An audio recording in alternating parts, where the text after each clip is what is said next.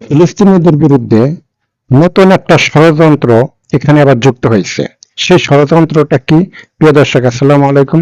ইহুদিরা ফিলিস্তিনিদের গ্রামের ভিতরে ঢুকে তারা মিছিল করতেছে বা মিছিল করলো। প্রিয় দর্শক, ইহুদি বসতি স্থাপনকারীদের মিছিল করার মূল যে কারণ সেটা হলো যে আধিপত্য শক্তি প্রদর্শন বা দখলকৃত গ্রামগুলিতে নিজেদের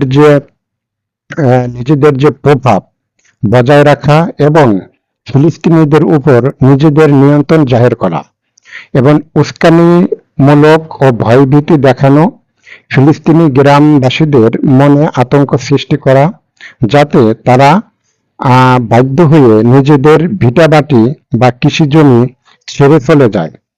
অর্থাৎ প্যালেস্টাইনিদেরকে ওখান থেকে সরানোর জন্য, অর্থাৎ যা যা কিছু করা লাগে সেটা মিছিল করা লাগুক, সামরিক বাহিনীর মাধ্যমে হামলা করা লাগুক, মানে যা কিছু করার দরকার তা সবকিছুই করবে ইহুদিরা।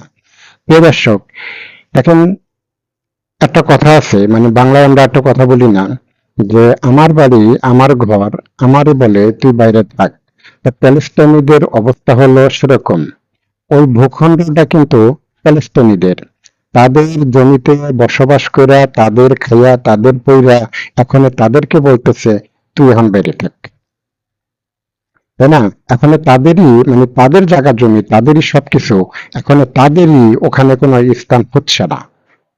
উল্টো যেখানে প্যালেস্টাইনিরা আন্দোলন করবে কি, তাদের ভূখণ্ড, তাদের ওই জমি, তাদের ওই ভূখণ্ডটাতে, তাদের ওই পুরা ভূখণ্ডটাতে তারা একটা স্বাধীন প্যালেস্টাইনি রাষ্ট্র করার জন্য তারা যেখানে আন্দোলন করবে, সেখানে উল্টো যারা ওই জমিটা দখল করে আছে তারা উল্টো আন্দোলন করতেছে তাদের বিরুদ্ধে, যাতে তারা কৃষি জমি ছেড়ে দিয়ে চলে যায়, তাদের বাড়িঘর দিয়ে ছেড়ে দিয়ে চলে যায়। কি সুন্দর, তাই না?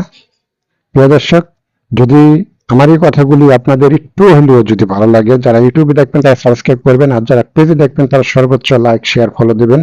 আজ এ পর্যন্তই। আসসালামু